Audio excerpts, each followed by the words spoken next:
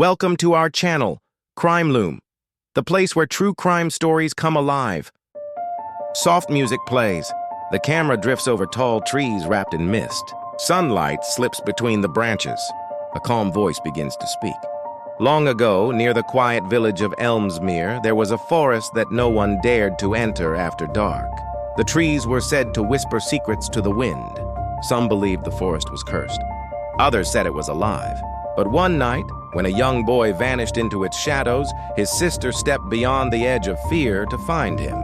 What she discovered would change everything, for the forest was not what the stories claimed. It was waiting for someone who would listen. The sound of leaves rises like a breath. The screen fades to black, and the title appears, The Forest That Holds a Secret. The village of Elmsmere lay quietly on the edge of a great forest. The people who lived there worked hard and kept to themselves. They farmed their land, raised their animals, and rarely went near the trees that bordered their fields. Everyone in the village knew the same rule: never go into the forest after dark. The forest was old, older than the village, older than any story that had been written down. The trees were tall and twisted, their branches woven together like the arms of sleeping giants. The villagers said the forest was alive. It could listen. It could remember. Lila was 17 and had grown up hearing those stories since she was small. Her grandmother used to sit by the fire on cold nights and whisper about strange lights that danced between the trees and voices that called your name in the dark. Lila never believed them. She liked to wander near the edge of the forest, picking wildflowers or watching the sunlight break through the branches. To her, the forest was not frightening. It was beautiful. Her younger brother, Thomas, was 8 years old and full of questions. He loved following Lila wherever she went. He often asked about the forest and why no one was allowed inside. Lila always laughed and said, "Because people are afraid of what they don't understand." Thomas would grin and say, "Then maybe we should go understand it." One warm evening, just before the harvest season, Thomas disappeared. The villagers searched every field and every road leading out of Elmsmere. They shouted his name until their voices grew hoarse, but there was no answer. As the sun began to set, someone found his small wooden toy horse lying at the edge of the forest path. Lila's heart sank. She knew what everyone else was thinking, but dared not say aloud. Thomas had gone into the forest. When darkness fell, the searchers returned to the village. The elders said they would go again in the morning when it was safe. But Lila could not wait. She took her lantern, wrapped a shawl around her shoulders, and slipped out of the house while her parents slept. The night air was cool and smelled of rain. As she stepped beneath the trees, she felt the world change. The sounds of the village faded until all she could hear was her own breath and the whisper of the wind in the leaves. The deeper she walked, the more alive the forest seemed. Branches creaked softly as if turning to watch her pass. "Tommy!" she called. Her voice echoed between the trees. "Thomas, where are you?" There was no answer, only the quiet drip of water from the leaves. Then, faintly, she heard something like a laugh. It was light and familiar. Her heart jumped. She hurried toward the sound, her lantern swinging. The forest grew thicker. Vines hung from the branches like ropes, and the ground was soft with moss. She saw shapes in the corner of her eyes, perhaps animals, perhaps shadows. The laughter came again, clearer this time ahead of her. She followed it. Finally, she reached a clearing bathed in a strange silver light. At its center stood a massive oak tree, taller than any she had ever seen. Its trunk was wide enough for 10 people to stand around it hand in hand. The bark shimmered faintly, carved with symbols that glowed blue in the dark. Thomas stood before it, his hand resting against the bark, his face calm and peaceful. "Tommy!" Lila cried, running to him. But before she could reach him, something moved through the air. A voice that wasn't a voice, a feeling that spoke directly inside her head. "He listens." Few ever do. Lila froze. The light around the tree seemed to pulse gently, like a heartbeat. Her lantern flickered, and for a moment she could see scenes flashing before her eyes. Forests burning, trees cut down, people shouting, the earth crying out. The feeling came again, soft but heavy. "We remember." We waited. Lila wanted to speak, but her mouth was dry. "Who are you?" she whispered. The voice was everywhere and nowhere at once. The beginning. The root. The memory of what you forgot. She realized it was not the tree alone that spoke. It was the forest itself. Every leaf, every root, every living thing was part of that single voice. Thomas turned to her then. His eyes glowed faintly with the same blue light. "It says it forgives us," he said quietly. Lila shook her head. "Forgives us for what?" "For not listening." The light dimmed slowly, and Thomas's eyes returned to normal. The forest fell silent again, as if holding its breath. Lila ran to her brother and wrapped her arms around him. He was warm and alive. They walked back through the woods together. The path that had seemed endless before now opened easily before them, as though the trees themselves guided them home. When they stepped out of the forest, dawn was breaking. The first rays of sunlight touched the fields, and the village bells rang in the distance. When the villagers saw them returning, they gasped. Lila told them what she had seen, though her voice trembled. Some did not believe her. Some were afraid. But a few listened, especially the oldest among them, who nodded slowly and said, "Perhaps it is time we made peace with the forest." From that day on, things began to change in Elmsmere. The people stopped cutting down trees for firewood and began planting new ones near the river. Children played near the forest's edge without fear. Sometimes, at sunset, villagers would say they saw soft blue lights drifting between the trees like lanterns carried by invisible hands. Lila and Thomas often visited the clearing again. The great oak stood silent, but its bark no longer glowed. They never heard the voice again, but they both felt the same calm whenever they were near. The years passed. Seasons changed. And though life went on, the story of that night was never forgotten. People still spoke of the forest with respect. Some even said they could hear a faint whisper when the wind passed through the trees, a whisper that sounded almost like a sigh of relief. The forest held many secrets, but the greatest one was simple. It had never meant to harm anyone. It had only wanted to be remembered. The next morning came bright and clear. The air was cool, and the light that spilled through the window made soft gold shapes on the floor. Lila woke before anyone else. For a moment she lay still, remembering the dream she had just left behind. A dream of green roots growing through stone, of rivers whispering her name. It felt so real that she could almost hear it still. She got out of bed and went outside. The village was quiet. Smoke rose in thin lines from a few chimneys, and the fields stretched out to the horizon, wet with dew. Beyond them, the forest waited, calm, steady, and alive. It did not look frightening anymore. It looked like a friend breathing slowly after a long sleep. Thomas joined her a little later, carrying 2 pieces of bread spread with honey. "You didn't wait for breakfast," he said, handing her one. She smiled and took it. "Couldn't sleep," she said. "The forest kept talking in my head." Thomas nodded. "It talks to me too, but it doesn't use words. It feels like songs under the ground." Lila smiled at him. "Maybe you can hear better than most of us," she said softly. They walked down the dirt road that led to the edge of the forest. Farmers were already in the fields bending to tie sheaves of grain. They looked up as Lila and Thomas passed, and a few raised their hands in greeting. It had been only a few days since the children came back from the forest, but already people had begun to speak differently about it. They no longer whispered about curses or spirits that took people away. Instead, they talked about how the trees near the river seemed greener, how the wind sounded softer when it blew from the woods, how even the animals had started returning. Rabbits in the fields, deer on the hill. When they reached the old beech tree at the border, Lila stopped and placed her hand on the trunk. "It's warm," she said. Thomas touched it too. "It feels like it's breathing." They stepped into the forest path together. The ground was still damp from last night's rain, and the air smelled of moss and pine. Sunlight spilled through the branches in quiet beams. Somewhere a woodpecker hammered softly. Lila felt the gentle tug again, the one that seemed to come from inside her chest. It led her deeper along the same trail that had once frightened her. They reached the clearing where the great oak stood. It was just as she remembered, tall, ancient, and powerful. But the blue glow that had once marked its bark was gone. Instead, the whole tree seemed to shine faintly in the sunlight, as if the light loved it too much to leave. Thomas ran to the oak and placed his hand on it. "It's different now," he said. "It's happy," Lila laughed quietly.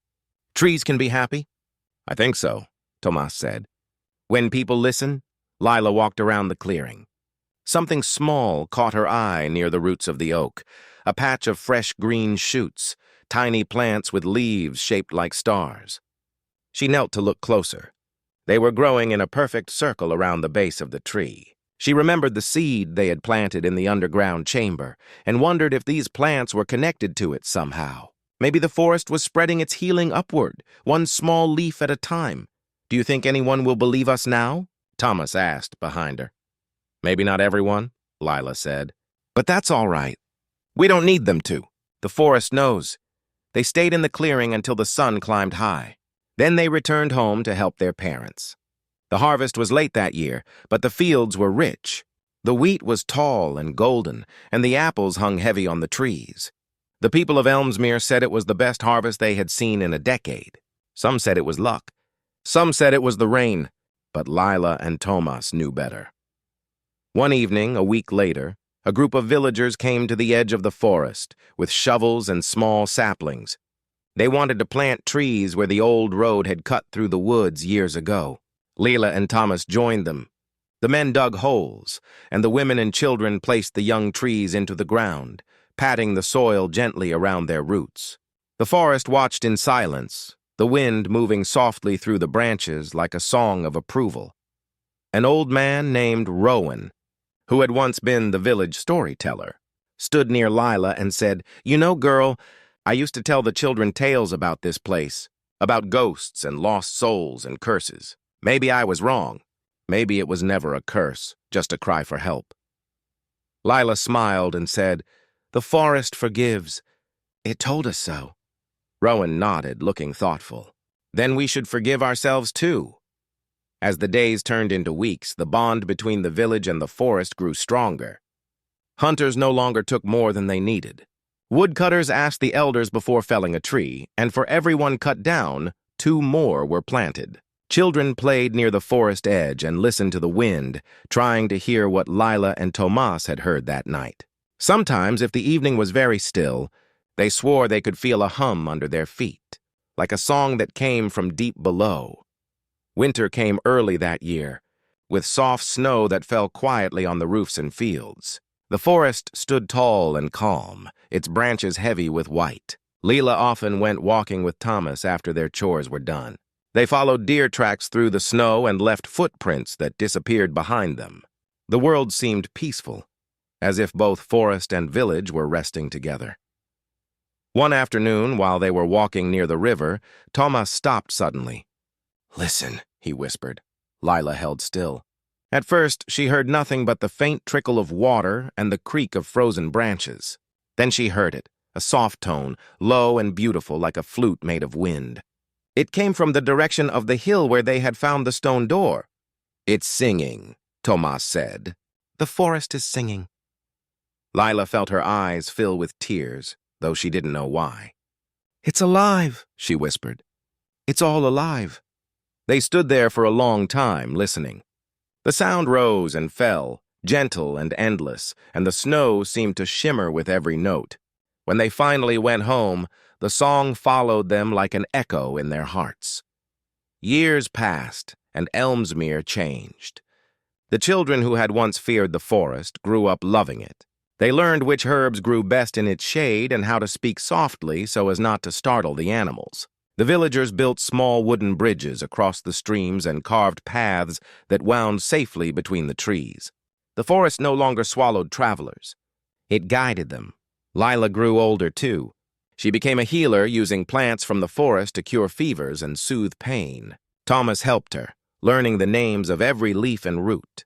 Together they taught others what the forest had taught them, that everything living listens, if you speak with care. One summer evening, after a long day of gathering herbs, Lila and Thomas returned to the clearing of the great oak. The air was warm and fireflies blinked among the ferns. The oak stood as strong as ever, its branches wide enough to hold 100 stories. At its base, the circle of small star-shaped plants had grown into a ring of young trees, each with silver leaves that shimmered even in the dusk.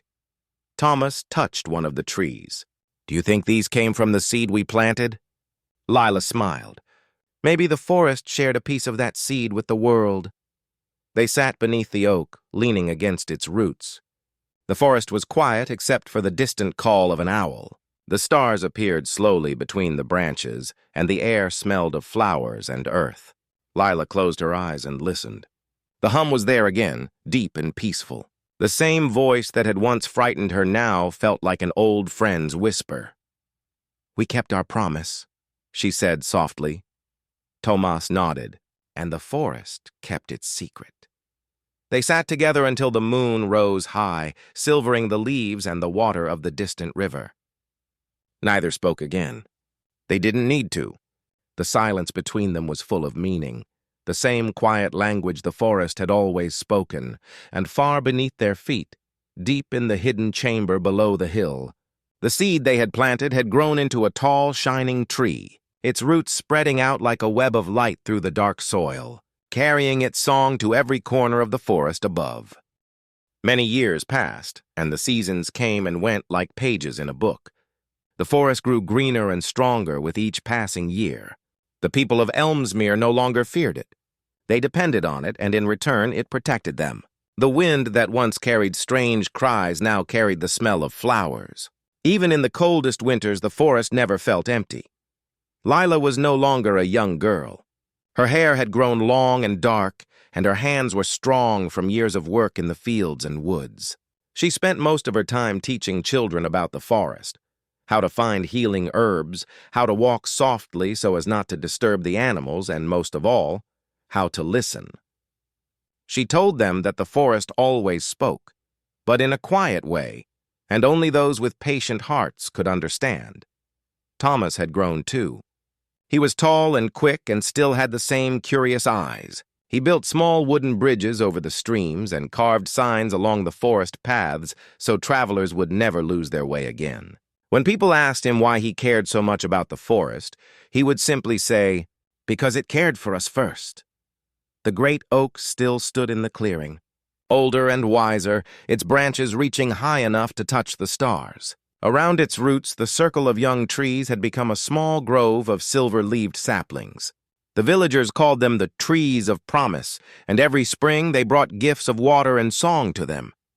Some said if you touched the silver leaves and made a wish with a pure heart, the forest would hear it. One summer evening, as the sun began to sink and the sky turned gold, a child from the village came running to Lila's door. "Miss Lila," she cried, "there's trouble near the river bend. The ground is shaking." Lila grabbed her shawl and followed the child. Thomas was already there, along with many villagers. The river had swollen with heavy rain from the mountains, and part of the hill near the bend was starting to crumble. The water tore at the soil, pulling stones loose. The people shouted, trying to build a barrier of sand and wood, but the current was too strong.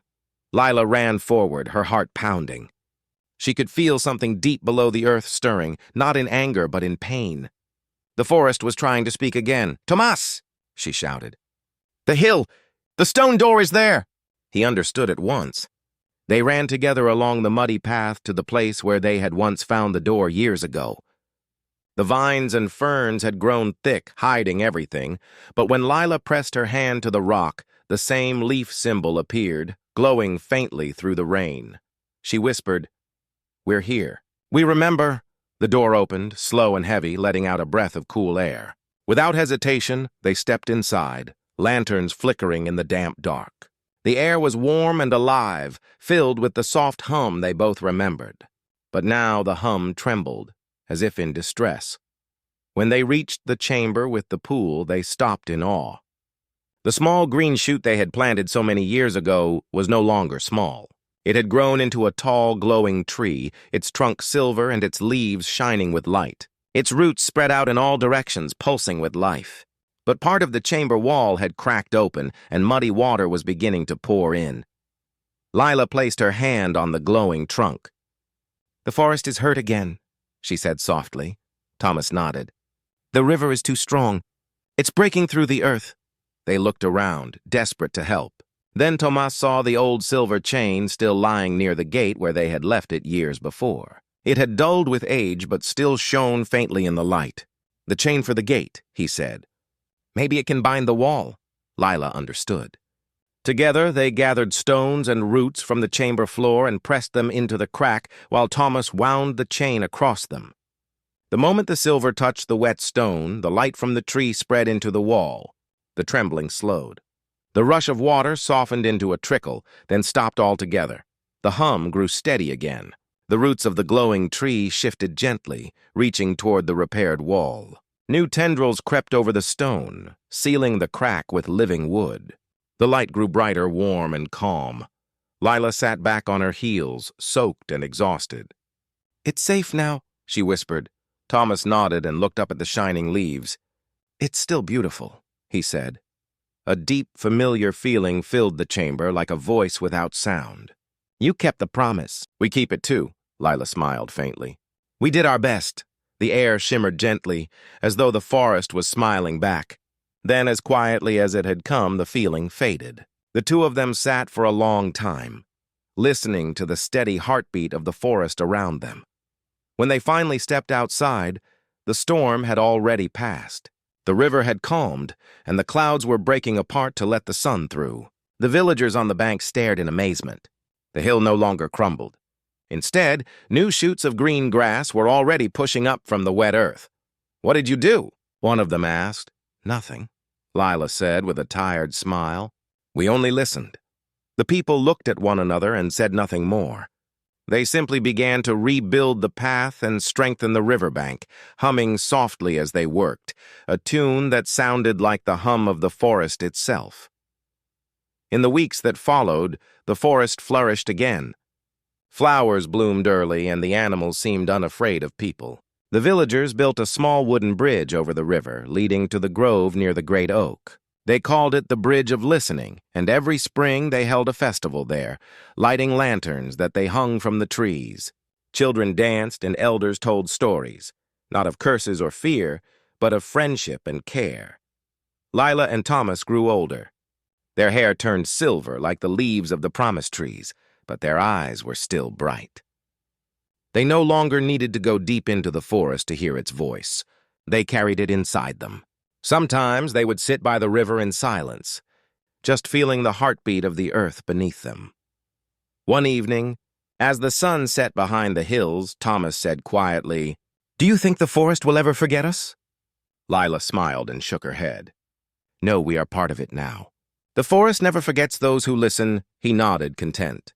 The wind rose softly, moving through the trees, and for a moment, it almost sounded like their names whispered together in the rustling leaves. When the years took them both, the villagers planted 2 trees side by side in the clearing, one for Lila, one for Thomas. Their roots grew together beneath the soil, and every spring their branches intertwined. The people said the trees glowed faintly at dusk, just like the oak had once done, and when the wind blew through their leaves, it carried a gentle murmur, the sound of the forest remembering. Generations passed, and the story of the brother and sister who had healed the forest became a legend. The people of Elmsmere taught their children to care for the woods, to plant what they took, and to listen before they acted. The forest grew vast again, stretching farther than anyone could see, filled with life and song. And though no one could ever find the stone door beneath the hill again, they knew it was still there, watching and waiting, its secret safe. On quiet evenings, when the sky turned soft with stars, travelers passing near Elmsmere would sometimes pause and listen.